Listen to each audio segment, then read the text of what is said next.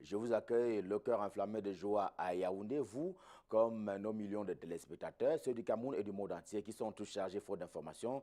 Bienvenue donc à cet exercice. À la une de Cameroun Tribune, édition de ce mardi, les clarifications du ministre, naturellement Joseph Lé, de la fonction publique et de la réforme administrative, qui était donc hier face à la presse à Yaoundé. C'était au sujet du concours d'entrée à l'ENAM, l'École nationale d'administration et de magistrature. La proclamation de certains résultats est allée créer un buzz pour ceux qui voulaient le créer dans les réseaux sociaux sur des vrais faux inconvénients qui se seraient produits lors du processus ayant conduit donc à la proclamation des résultats. Face à la presse hier, Joseph Lé, le ministre en charge de la fonction publique et de la réforme administrative, a redit la crédibilité du processus qui ne souffre donc d'aucune récrimination. Il s'agit donc de simples allégations sans fondement et de mauvaises lois. Ce matin également, Cameroun Tribune compte 48 pages comme depuis le lancement de la campagne électorale samedi dernier.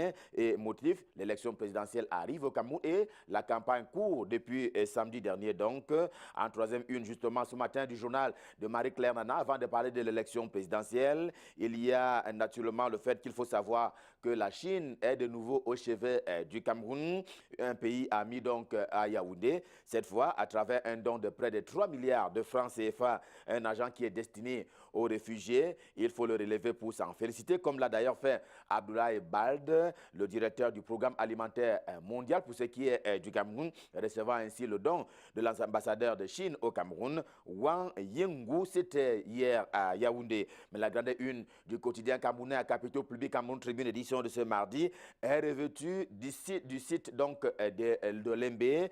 Il s'agit d'un camp de logement social que compte Cameroun Tribune au rang des réalisations du renouveau en termes de réalisation, mais également en termes de projet. Question d'ailleurs d'illustrer la profession de foi du candidat Biya, qui avait été soutenu au départ par les grandes ambitions, ensuite les grandes réalisations, et aujourd'hui elle est soutenue par les grandes opportunités.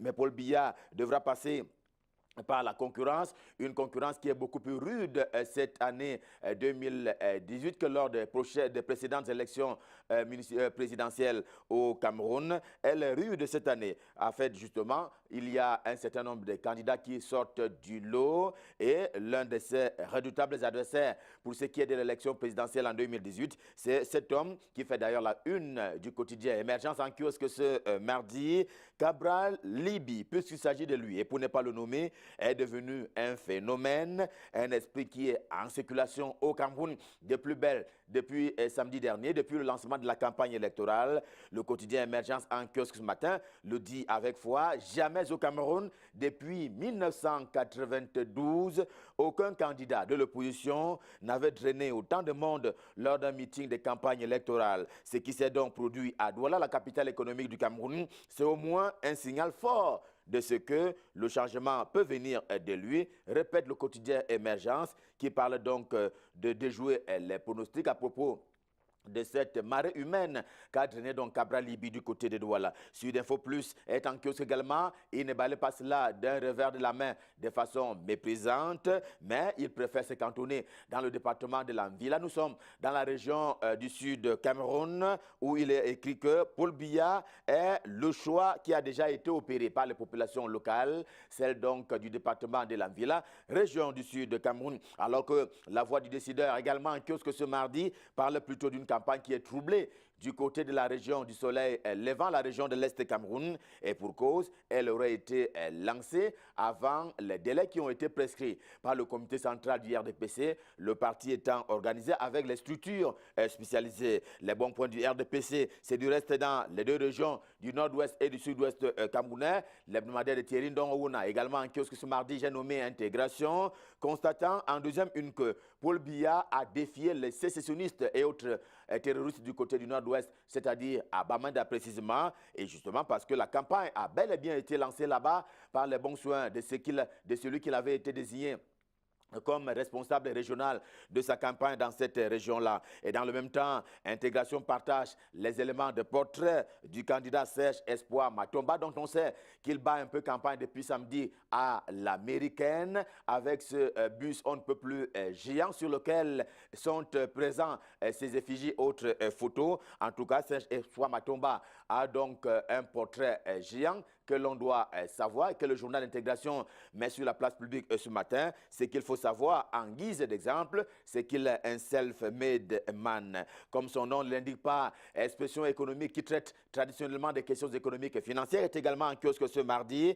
mais sauf qu'il traite de la présidentielle. Comme je le disais tantôt, justement, comme son nom ne l'indique pas, Paul Biya, qui est donné vainqueur dans le département du Dja et Loba. Nous sommes toujours dans la région du Sud Cameroun. C'est ce qui reste, entre autres, de ce méga meeting tenu samedi dernier du côté de Sambélima, la capitale du département du Dja et Loba. Occasion pour la coordination communale des campagnes de dévoiler quelques-unes de ces stratégies. Question d'en arriver à plébisciter le candidat Paul Biya. Le journal L'Équation est également en kiosque ce mardi. Il signale pour sa part le cas, vous allez le voir, de la Sanaga maritime. Nous sommes notamment dans la région du littoral. Il signale donc le cas de la Sanaga maritime, le cas du département du Ndé dans la région de l'ouest du Cameroun, de la Lekié dans la région du centre et même du Mbam et Noubou. Et à chaque fois, victoire est garantie ou presque à la force de l'expérience. C'est un peu un slogan que l'on a découvert depuis le lancement de la campagne électorale. La Mefoua Famba aussi fait